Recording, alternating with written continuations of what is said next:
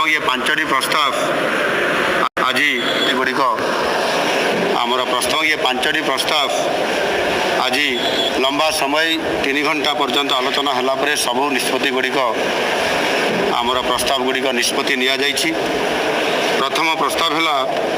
राज्य में सर्वनिम्न मजूरी जो संशोधन करिवार आवश्यकता थिला ताहा आज निष्पत्ति क्रमे आज ताकू संशोधन करा जाइछि। सर्वनिम्न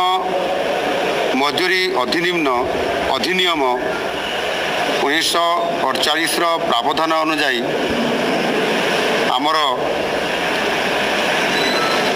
जो अनुसूची रे सर्वनिम्न मजूरी तार धार्य समीक्षा और संशोधन करने को राज्य सरकार क्षमता प्राप्त अछंती ता उपरे